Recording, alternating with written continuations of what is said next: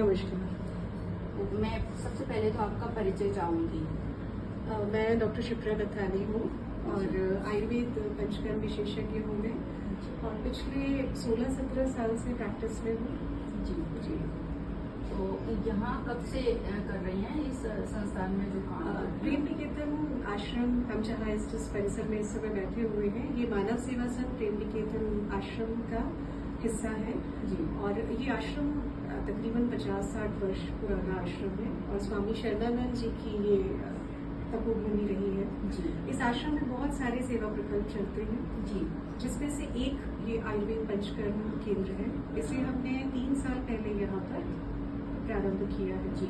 और इस जगह को मैं संभाल रही हूँ पिछले 3 साल से। पंचकर्म में एडमिट वगैरह सारा? हाँ जी, हमारे पास देश विदेश से भी मरीज आते हैं ट्रीटमेंट के लिए। बाहर से आने वाले मरीजों के लिए रहने की पूरी सुविधा हमारे यहाँ उपलब्ध है। आश्रम का जो बिना लहसुन प्याज का भोजन और जो भी पंचकर्म के हिसाब से पेशेंट के लिए डाइट निर्धारित की जाती है वो मरीज को दी जाती है। रहने के लिए बहुत सामान्य सी बेहद लेकिन साफ सुथरी और आवश्यकता के अनुसार पूरी व्यवस्था इस जगह पर है। योग के सेशंस भी चलते हैं? हाँ जी, यहाँ पर हमारे साथ एक योग प्रशिक्षक भी जुड़े हुए हैं जो आश्रम में रहने वाले जो हमारे बुजुर्ग जन है। यहाँ एक ओल्ड एज होम भी चूंकि इस आश्रम का एक सेवा प्रकल्प है तो इसमें जो ओल्ड एज होम है उसमें रहने वाले बुजुर्गों को वो योग सिखाते हैं। इसके अलावा जो भी हमारे मरीज होते हैं जिनके लिए हमें योग के सेशंस की आवश्यकता होती है तो वो सुबह प्रातःकाल योग की कक्षाएं भी यहाँ पर लेते हैं। बहुत ही सुंदर। और आपका कोई ऐसा अनुभव इसमें आपको शेयर करना है जो आपको टिपिकल काफी हार्ड लग रहा हो, बहुत ज्यादा कठिन है इसको क्योर करना, तो उसको आपने ठीक किया हो आपके अनुभव में? चिकित्सा तो एक ऐसी फील्ड है अपने आप में जिसमें बहुत बार ऐसे केसेस मिलते हैं देखने के लिए जिसमें अगर परिणाम मिलता है तो वो बड़ा आपको सुखद अनुभव देता है। जी। खास तौर पर आजकल जिस प्रकार से निसंतानता बहुत ज्यादा बढ़ रही है, इनके केसेस हमारे बीच हमारी सोसाइटी में बहुत ज्यादा देखने के लिए मिल रहे हैं।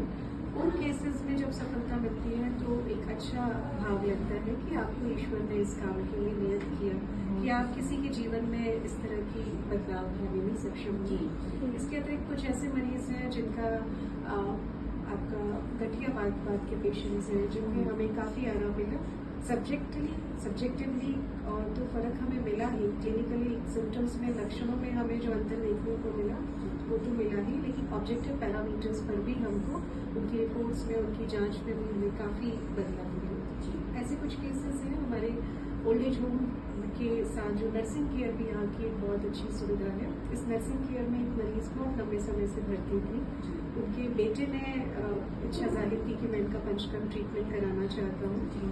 जो बेड रिडन लेडी थी, कैथेटराइज थी, 1 महीने के भीतर वो चलने लगी और उनका कैथेटर भी रिमूव हुआ। बेटा उनको अपने साथ घर भी ले गया।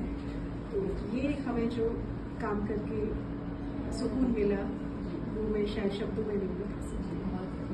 बहुत अच्छा। एक लास्ट क्वेश्चन है, आजकल बेटियों में पीसीओडी की समस्या, पीसीओएस की समस्या बहुत ज्यादा बढ़ती है। हाँ जी। तो उसके लिए कोई विशेष समाधान आपने बेटियों को दिया हो या आप उन बेटियों की लाइफस्टाइल के बारे में कुछ ऐसे? ये वीडियो जा रहा है आपका? हाँ जी। तो ये वीडियो यूट्यूब पे जाएगा तो आपको कोई ऐसा एतराज तो नहीं है? नहीं, आपको एक बड़ा मैसेज देना है बेटियों के लिए, क्या खान पान करना चाहिए और किस तरीके से हम अच्छी लाइफस्टाइल के थ्रू पीसीओडी को क्योर कर सकते हैं? जो आपने बिल्कुल सही बात बोली है। आज जो हर चौथी बच्ची है या हर चौथी महिला है पीसीओडी की शिकार है। ये व्याधि हमारे ग्रंथों में कहीं वर्णित नहीं मिलेगी क्योंकि इस तरह का रोग पहले नहीं होता था। हमारे आचार्य चरक ने भी कहा है कि आप यदि रोग को नाम नहीं भी दे सके तो भी दोष के अनुसार आप इसकी चिकित्सा कीजिए।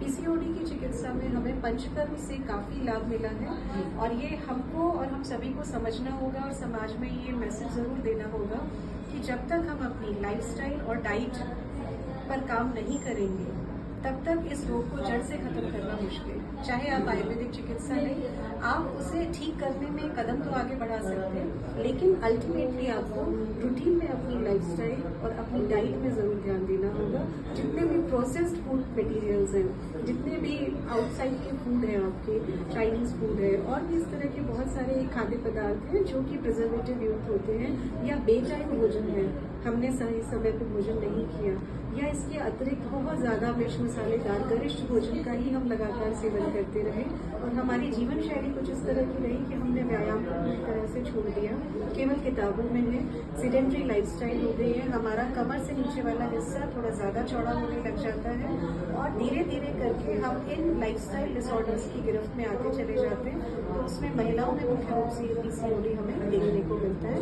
आप पंचकर्म का नाम लीजिए, वमन है, विरेचन चिकित्सा है, बस्ती चिकित्सा इसमें बहुत अच्छा लाभ देती है और इसके अतिरिक्त जो औषधियां हैं आयुर्वेद की, ऐसी औषधियां जो आपकी साइक्लिक इरेगुलरिटीज को ठीक करने में मदद करती हैं, आपकी जो सिस्ट बन रही है ओवरीज में उसको परिवर्तित करके प्रॉपर एग फॉर्मेशन की तरफ मोटिवेट करती है।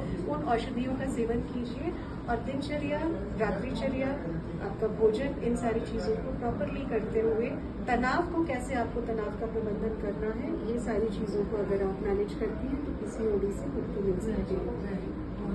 बहुत बहुत धन्यवाद डॉक्टर साहब आपका। Thank you. और मुझे बड़ा अच्छा लगा यहाँ के कि आपकी सेवाएं बहुत शानदार चल रही हैं। वैसे आपका नाम हमने बाहर ही सुन लिया था, तो इच्छा जाहिर हुई कि चलो मिल के ही नहीं नहीं, बहुत बहुत अच्छा लगा आपसे मुलाकात हुई।